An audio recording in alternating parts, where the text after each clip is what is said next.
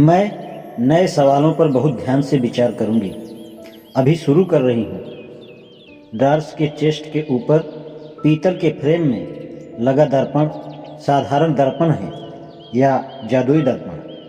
मैं यह सिर्फ इसलिए पूछ रही हूँ क्योंकि मुझे अपनी प्रतिछाया को दोनों आँख मारते देखने की आदत नहीं है।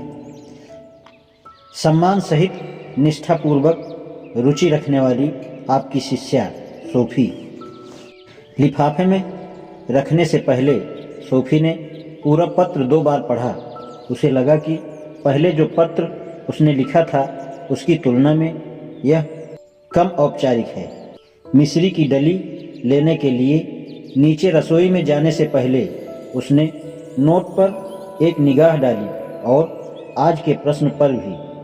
पहले कौन आया, मुर्गी या मुर्गी का विचार?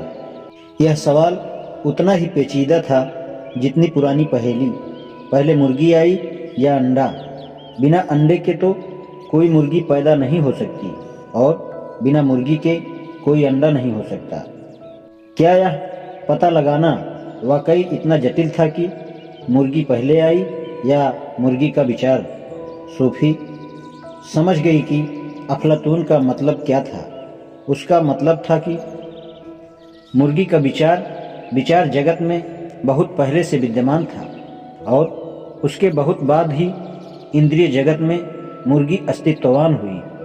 अफलातून के अनुसार मुर्गी के विचार के शरीर में निवास स्थान बनाने से पहले ही आत्मा ने मुर्गी के विचार को देख लिया था।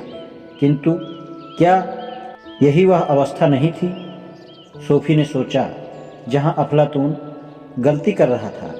एक आदमी जिसने जिंदा मुर्गी या मुर्गी की तस्वीर कभी नहीं देखी, वह मुर्गी के विचार की रचना कैसे कर सकता है? यह उसे दूसरे सवाल पर ले गया। क्या हम जन्मजात विचारों को लेकर पैदा होते हैं? ऐसा नहीं हो सकता, सोफी ने सोचा।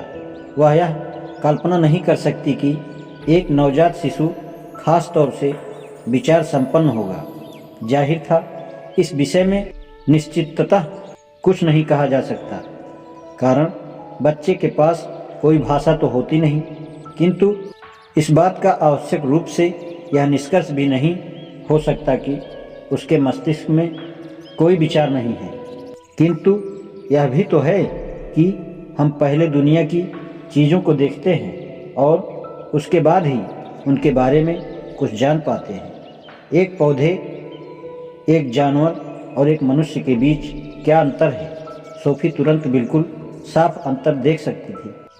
उदाहरण के लिए वह नहीं सोचती थी कि एक पौधे का भावनात्मक जीवन बहुत पेचीदा होगा। क्या किसी ने टूटे हृदय वाले ब्लू बैल एक पुष्प की बात सुनी है?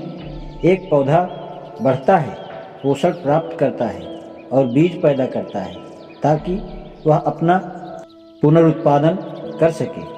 पौधों के बारे में तो बस यही कहा जा सकता है। सोफी ने निष्कर्ष निकाला कि वह हर चीज़ जो पौधों पर लागू होती है वही जानवरों और मनुष्यों पर भी लागू होती है। किंतु जानवरों की अन्य विशेषताएं भी होती हैं। वे चल फिर सकते हैं।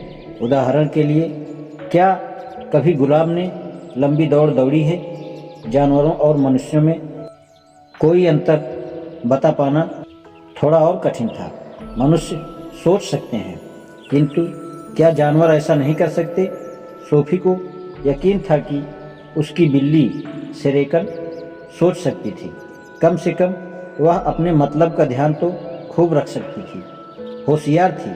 किंतु क्या वह दार्शनिक प्रश्नों पर विचार कर सकती थी? क्या एक बिल्ली पौधों, जानवरों और मनुष्यों के बीच अंतर की बात सोच सकती थी? शायद ही, बहुत मुश्किल से।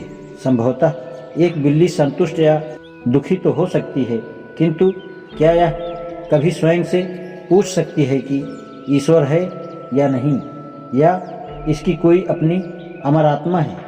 सोफी का विचार था कि यह बात अत्यधिक संदेहास्पद है, किंतु यहाँ यही समस्या खड़ी हो गई थी, जैसे कि शिशुओं के विषय में कि उनके कुछ जन्मजात विचार होते हैं या नहीं। इस प्रकार के सवाल बिल्ली से पूछना उतना ही कठिन होगा जितना ऐसे प्रश्नों की चर्चा किसी शिशु से करना है। आज इतना ही, शेष कल। धन्यवाद।